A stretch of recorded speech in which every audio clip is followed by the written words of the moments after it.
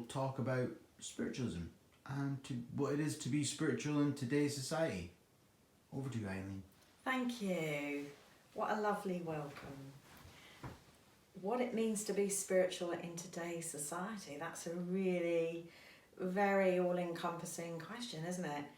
How can we live an authentic life when everything everywhere is teaching us to look outside of ourselves for happiness, for reward, for gratification?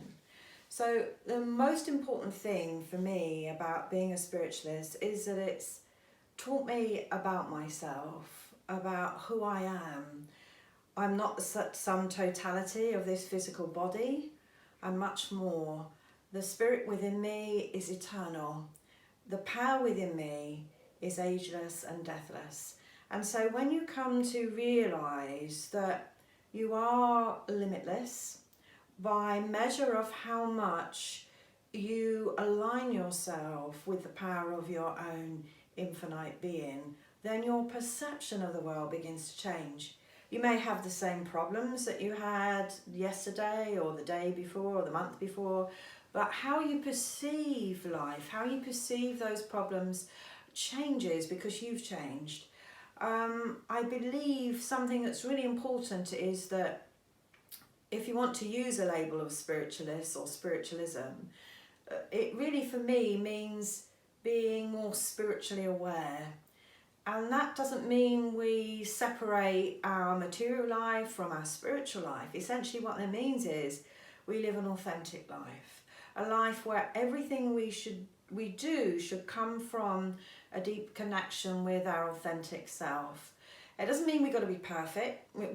Life would be far too boring if everybody was going around holier than thou and totally wrapped up in how amazing they are. It means that we work on love.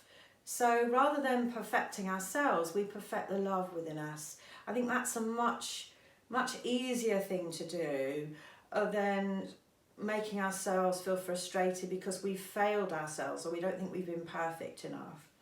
And it means also to live a life free from labels, free from judging others. When we don't judge ourselves and we don't judge another, then we liberate ourselves. We live a life where we experience more freedom. Right, it is a challenge now in living in today's society. I think more than ever there are more demands, more expectations. People think to have more means they're going to be happier. And we've all heard the very, very common saying that, happiness isn't coming from out there, it's coming from within our own selves. But a lot of people aren't happy with who they are. So that then creates its own problem. So we have to look at how we can accept ourselves, how we can be more loving and more kind. And surely all these different qualities must begin with our own self. If we can't truly love ourselves, how can we love another? If we can't be kind to ourselves, how can we really be kind to another? If we can't be in that place where we're stopping judging everything we do as not good enough or not valuable, then how can we look at another truly and not judge them? So I think it's really about realigning our internal compass so that we're not head orientated, that we're not looking at the world all the time through the windows of perception of the intellect, but coming from the heart. And that requires of us sometimes to be vulnerable. And that isn't easy because when you become more spiritually aware, what arises within you is a deep opening of your sensitivity. So you feel things more fully, more completely on a much deeper level. But within that, I suppose there is this sense of being more vulnerable, and so that can make us feel very uncomfortable. But it's about embracing who we really are, the highs and the lows, all the different aspects that make us who we are. So people tend to departmentalize spiritualism and spirituality now. They very often say, oh, I'm spiritual, and I don't think that necessarily sits well with me, because if you're truly someone spiritually aware, then you don't have to tell others. It should be evident by your presence. So when you are deeply connected with yourself, what unfolds or develops is true presence. So you're really present within yourself. You're not thinking about what happened 10 years ago or 2 months ago, or you're not worrying about tomorrow, but you're living in this moment. And if you look up all the great spiritual teachers, spiritual gurus, whoever they are from every spiritual tradition, and there are many, and they're diverse, they all have cultivated the art of being truly present within themselves. Whether you use the Buddhist term mindful, I prefer just to use the term being present. You allow yourself to be open and receptive and to be touched by life. To be touched by the small things, the simple things. Because happiness isn't, as I said earlier, coming from out there somewhere. It's about being present to ourselves so that we can fully engage within the moment and experience the small things. Our life is made up of small moments. People often say, when they speak about making a judgment on mediumship and the quality and the standard sometimes, and they say, well, why don't those in the spirit world come forward and say something far more meaningful, far more earth-shattering? But if you look at our lives, and if you take our lives down to what is really important, it's the small things. Our life is made of moments. So it's like drop by drop, the cup overflows. The cup of our life. So our life is made of little moments. And if we put effort into being kind, being more compassionate, being more considerate and more tolerant and non-judgmental, we fill each moment with something very meaningful and something very special. And I think in the final analysis, at the end of the day, when we leave behind this physical form, this physical body, the question we will ask ourselves is, did I live a good life? Did I live a true life? Was I honest with myself, with who I am, with how I felt and how I think? And obviously everything is coloured by our perception, which is coloured by our understanding and comprehension of the world. But I don't feel or think that great power that is within us all, that we call God, is asking of us anything more than just to be ourselves, but be ourselves beautifully, be ourselves the best we can.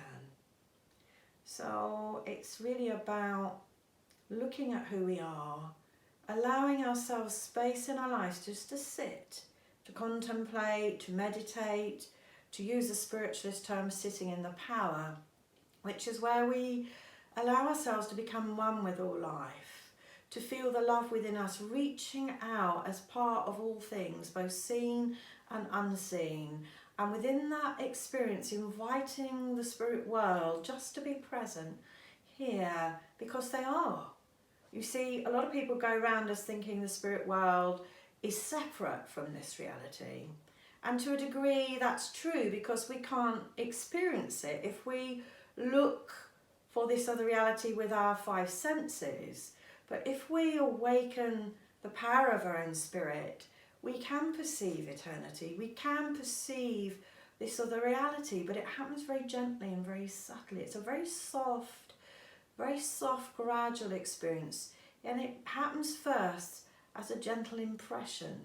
But how can we be aware of other realities if we're first not truly aware of this one? So it begins with where we are within this moment. And as we embrace this moment and we offer ourselves in love and in trust to the spirit world, we can become conscious of their existence, of their presence. It's not through some complicated technique or something difficult. We can't get a route map to the spirit world, because that power to be able to perceive and comprehend the spirit is within us. Reality is happening within us. Reality isn't happening out there, it's happening within us. So when we realise that, and when we look through the mirrors of wholeness and oneness, and no longer fragmentation, we learn that our essential self is eternal. Our essential self is spirit. We are pure love. And so when we have this realisation, we can become the seer. We can then perceive and glimpse eternity, because eternity is here right now within this moment. Eternity simply means that we are timeless. That's what eternity really means. And when we pass, when we leave this physical body behind, when we've outgrown it and it can no longer serve us, we will meet ourselves and know ourselves as we truly are as spiritual beings. But I think the goal is to become more conscious and more aware of who we are right now within this moment. And in knowing, have self-love and self-acceptance. And when we do that, something within us begins to grow and quicken and change. And we aren't the same that we were before, because we have changed, because we have grown. And that's the whole purpose of life. I don't think it's to live a perfect life. I think and feel that what it's all about is to really live an authentic life. And if you think there are, I think something like 6 million galaxies now, they tell us, and yet nobody has ever been quite as you are. There's not ever been one person in the history of humanity quite like you. Well, that's a miracle, an absolute miracle. And we forget when we get burdened with life and we begin to think small, and we think maybe I haven't been a success at this or done that as well as I could. We forget to recognise just the absolute miracle that we all are in our own individual ways, that we think differently. Somebody may look similar to you, but they won't have your experience and view the world through your eyes of awareness, and they won't have the aspect of conscious awareness that you have, and they won't think like you and love like you, and you are a miracle. And I think when we remember these small things, ultimately they amount to great things, and that's to have lived a life of purpose.